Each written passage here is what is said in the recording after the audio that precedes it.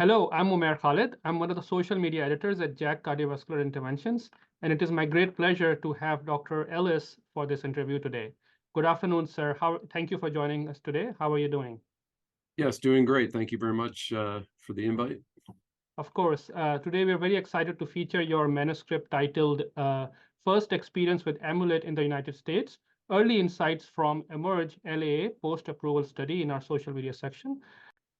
So Dr. Ellis, could you please begin by providing our audience with the objectives of our study and including the choice of clinical endpoints and the time frames the patients were enrolled? Sure. So we published initially the Emerge LAA study, basically to look at the clinical outcomes with Amulet occluder since FDA approval in a real-world setting. This device was FDA approved in 2021, and uptake on the devices has been pretty quick, but in terms of analyzing sort of like the real population of patients getting implanted and outcomes at 45-day follow-up, as well as procedural events and any discharge events, were like the primary things we wanted to look at in patients who have been enrolled in the NCDR LAAO registry after having undergone an Amulet implant. And at least initially, the data would be for the patients who had the device implanted up to December 31st of 2022. The larger full study will actually include patients till the end of December 2023. But this was a sort of an early analysis look at how do things seem to be going after about the first 5,000 amulets have been implanted in the U.S. We also took a look at patients' outcomes and sort of stratified them based on the operator experience, whether it was early in their use of Amulet or if there are patients who are highly experienced, and to see if there was any notable trends there in comparison to the Amulet IDE data. Perfect. Thank you, Dr. Ellis, for that answer. On that note, if you could briefly describe your results, especially in terms of the sample size we had during the time period and the clinical endpoints, and particularly how the endpoints were related to the operator experience. Okay, sure. So the primary safety endpoint really is a composite of all-cause death, ischemic stroke, systemic embolism, and then like device or procedure-related adverse events that required cardiac surgery or a major endovascular intervention.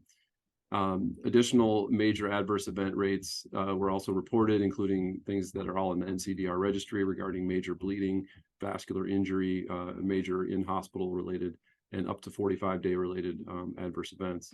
The key clinical outcomes were the implant success, the device closure rate, any stroke, systemic embolism, or major bleeding, and then like pericardial effusion and device embolization or death.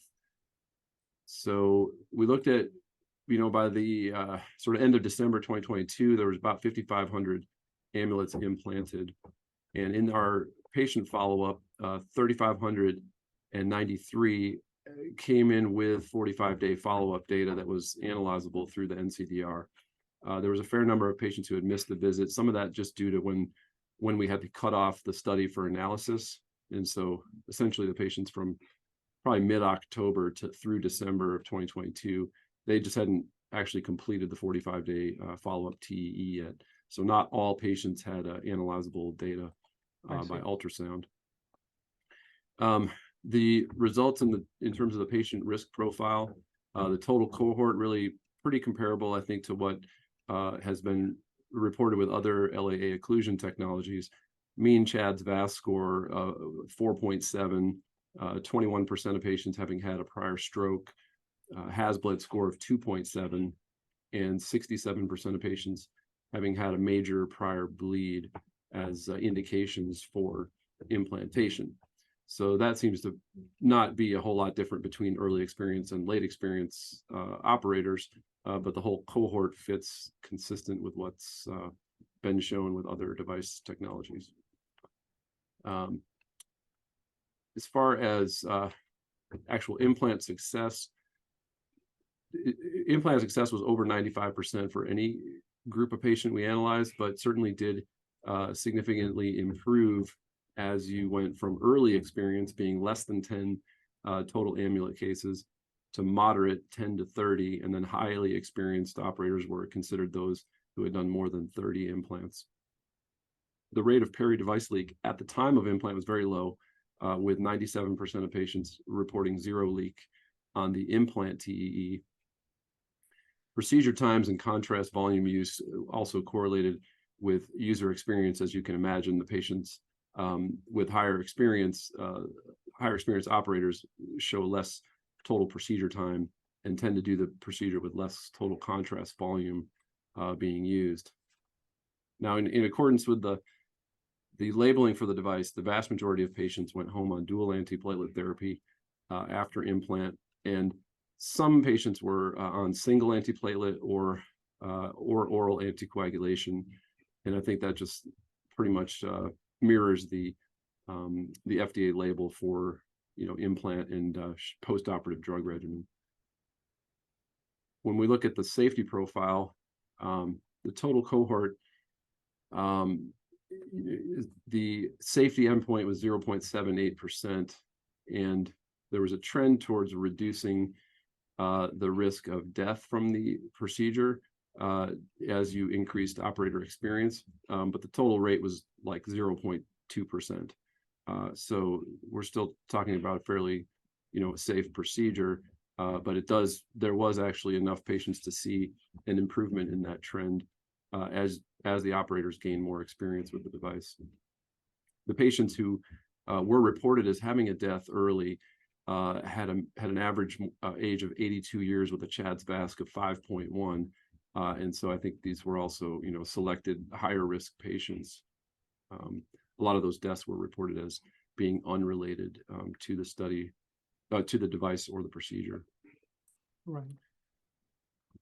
The other major adverse events, including major bleeding, all stroke, pericardial effusion rates, and any major adverse event was less as we went from early experience to highly experienced operators. And the adverse event rate trend on effusion seemed to match, and actually was a little bit less than the Amulet IDE reported rates. So that's encouraging in terms of safety. And closure, the 45-day rate of complete closure was 87%, with 97% of patients having less than a 3 millimeter leak, like 0 to 3 millimeters. So comparable, I think, and pretty strong closure data with a slight improvement in the effusion rate compared to the early Amulet IDE data. Perfect. Thank you, Dr. Ellis, for going through the results in detail. It looks like with the more experience you have in highly experienced operators, they have near perfect results with minimal, if any, complications or adverse outcomes, which is great to hear. So with your experience, Dr. Ellis, any comment on the future directions on the research revolving around the Amulet device or comparison with the competitor Watchman Flex? Sure. So, I mean, I think you continue to see a slight trend towards increasing, I think, pericardial effusion rates requiring intervention with Amulet when looking at, alternative registries that have been published, though we don't want to make direct comparisons because this is obviously not randomized data. But certainly from what we observed with the Amulet IDE trial, it's leveling off, but there is still a higher rate of, I think, pericardial effusion than we'd like to see. So that's something that still probably needs to be improved upon with, I think, future iterations of the device, more so than just increasing volume, right? Because it doesn't go to zero in highly experienced operators. It's still something that we have to encounter and be able to manage to get the patient safely through their healing period. But on the backside of that, it does appear that the closure rates are quite good. Patients are able to get off anticoagulation consistently and be ultimately transitioned to single antiplatelet regimen after the device implant beyond 45 days. What we really need to do, though, is continue to collect the data, get the full cohort of patients implanted out to December of 2023, which we think will be 10,000 plus cases, and then also have their full 45-day follow-up TEE data. That'll be very helpful. Plus, if we can get some 1-year data, I think that's good. Additionally, in terms of surveillance for late DRTs and persistent peri-device leak. Right, right. Well, that's great. Thank you, Dr. Ellis, once again for sharing your insightful results, and congratulations on your work. Thank you. Very good. Thank you.